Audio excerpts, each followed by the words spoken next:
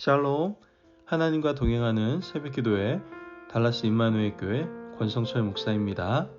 오늘도 하나님과 동행하며 풍성함을 누리시는 저와 여러분 되시길 주님의 이름으로 축복합니다. 오늘 말씀은 시편 76편 1절에서 12절까지의 말씀입니다. 하나님은 유다에 알려주셨으며 그의 이름이 이스라엘에 알려주셨도다. 그의 장막은 살렘에 있으며 그의 처소는 시온에 있도다. 거기에서 그가 화살과 방패와 칼과 전쟁을 없이 하셨도다. 주는 약탈한 산에서 영화로우시며 존귀하시도다. 마음이 강한 자도 가진 것을 빼앗기고 잠에 빠질 것이며 장사들도 모두 그들에게 도움을 줄 손을 만날 수 없도다. 야곱의 하나님이여, 주께서 꾸짖으심에 병거와 말이 다 깊이 잠들었나이다.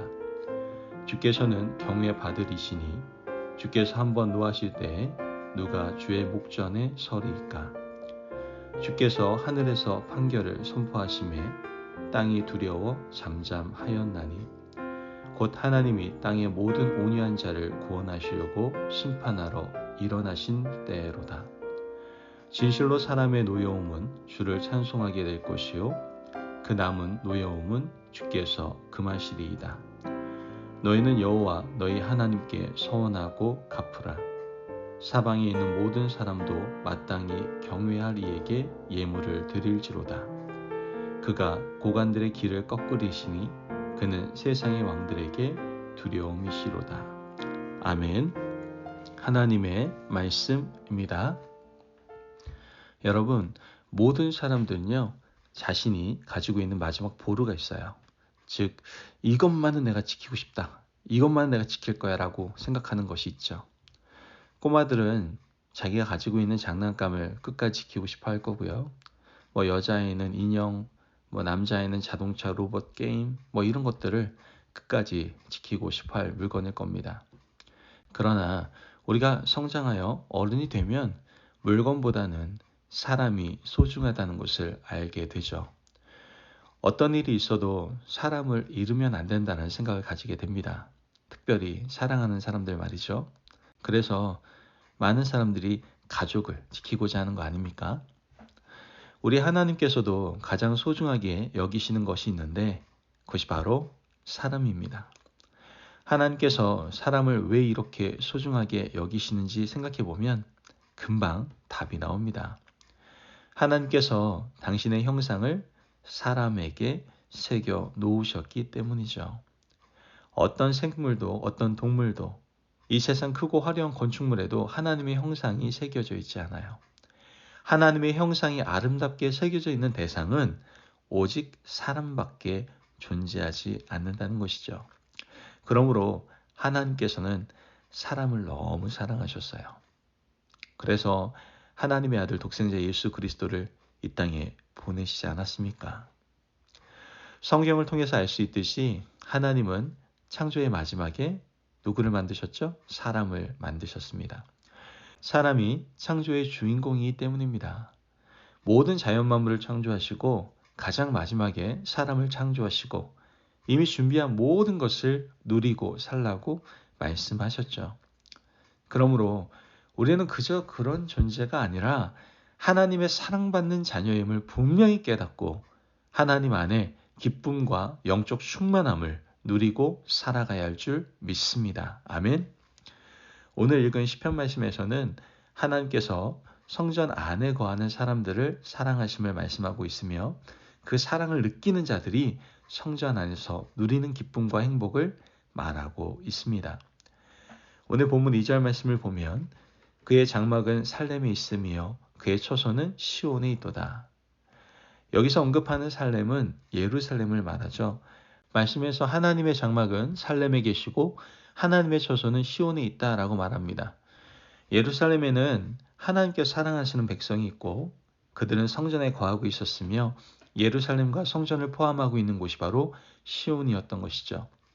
그래서 성전 안에 거하는 사람들을 하나님은 깊이 더 친밀하게 사랑하신다라고 노래하고 있는 겁니다. 얼마나 하나님이 사랑하셨는지 구체적으로 노래하는데요.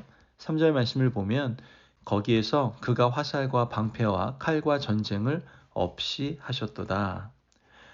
하나님께서 성전에 거하는 사람들을 돌보고 지키며 안전하게 거할 수 있도록 어떤 환난도 고난도 당하지 않도록 외적들의 침입으로부터 백성들을 안전하게 지켜주셨다라고 말하고 있는 거예요. 6절 말씀을 보면 야곱의 하나님이여 주께서 꾸짖으심에 병고와 말이 다 깊이 잠들었나이다. 사실 예루살렘은 외적들의 침입을 받은 적이 많아요. 예로부터 예루살렘은 크고 작은 침입에 시달려 왔습니다. 하지만 주님께서 믿음 생활을 잘하고 하나님을 깊이 사랑하는 백성들을 돌보기 위해서 하나님께서는 적들을 잠들게 하셨고 꾸짖어 주셨다라고 노래를 하고 있는 겁니다.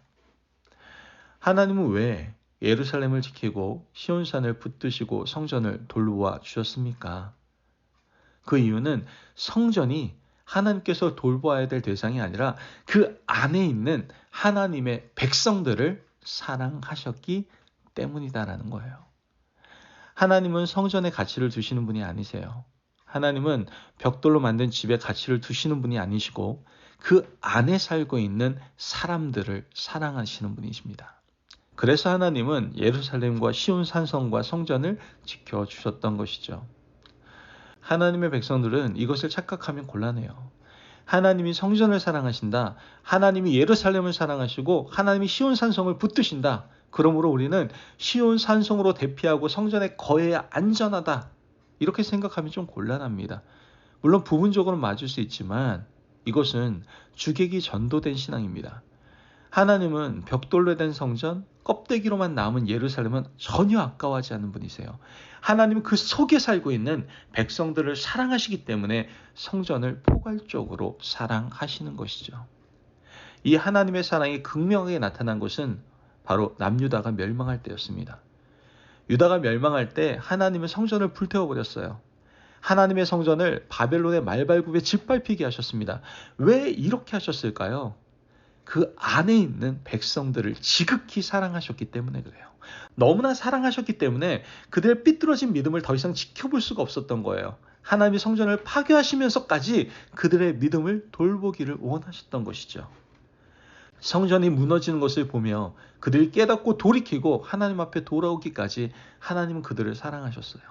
일종의 충격요법인 것이죠. 성전을 불태우고 성전이 적들의 손에 넘어가는 것을 보면 그들의 믿음이 잘못되어 있는 것을 깨닫고 돌아올까 기다리며 하나님은 성전을 전혀 아까워하지 않으시고 불태워버린 겁니다. 유다라는 나라도 전혀 아까워하지 않으시고 그 나라도 적들에게 넘겨버리신 거예요. 왜 그렇다고요? 백성들을 사랑하셨기 때문에 그렇습니다. 여러분, 오늘 우리는 하나님이 이렇게 지극히 사랑하는 대상이 바로 우리다라는 것을 분명히 깨달아야 합니다. 하나님이 나를 사랑하시기 때문에 가정도 지키시고 하나님이 나를 사랑하시기 때문에 우리 교회도 붙드시고 일터도 붙들고 계시다는 사실을 우리는 기억해야 되는 거예요. 우리의 믿음을 하나님이 돌보시고 계시기 때문에 오늘 우리를 둘러싸고 있는 껍질들도 함께 보호하고 계신다는 사실을 분명히 깨닫고 기억해야 한다는 것이죠. 하지만 우리의 믿음이 사라지면 나를 둘러싼 껍질도 하나님이 불태워버리실 겁니다. 내 믿음이 퇴색되고 잘못된 길로 가면 하나님이 우리를 다시 되찾기 위해서라도 나를 둘러싸고 있는 껍데기를 무참히 깬다라는 사실을 기억해야 된다는 것이죠. 그 이유는 다른 이유가 아니에요. 하나님이 우리를 사랑하시기 때문에 그래요. 오늘 우리가 하나님의 사랑의 대상임을 기억하시고 이 하루도 주님 안에서 행복하게 시작하시기를 바랍니다. 그러므로 주 안에서 하나님이 나를 사랑하신다는 자존감을 가지고 오늘 하루 주님을 사랑한다는 고백 아래에서 복된 하루를 살아가시는 저와 여러분 되시기를 주님의 이름으로 축복합니다. 아멘. 기도하겠습니다. 사랑이 많으신 아버지 하나님 감사합니다. 오늘 우리에게 귀한 말씀을 허락하여 주셔서 귀한 은혜 깨닫게 하시니 감사합니다. 하나님, 우리가 바로 하나님이 너무나 사랑하시는 사랑의 대상임을 깨닫게 됩니다. 하나님께서 우리를 사랑하시기 위해서 많은 것들을 희생한 분이심을 우리가 기억하며 이젠 더욱 하나님을 사랑하고 그 사랑 안에서 늘 기쁨과 행복을 누리며 살아갈 수 있도록 그 높은 자존감 속에서 멋진 인생을 살아갈 수 있도록 주님 도와주옵소서. 감사하며 예수님의 이름으로 기도합니다. 아멘. 오늘도 하나님과 동행하며 풍성함을 누리시는 저와 여러분 되시길 주님의 이름으로 축복합니다. 여러분, 우리 너무나 지극히 큰 사랑을 받았습니다. 그러니 그 사랑받은 자로서 늘 하나님의 사랑에 응답하며 살아가시기를 바랍니다. 말씀 안에 승리하십시오.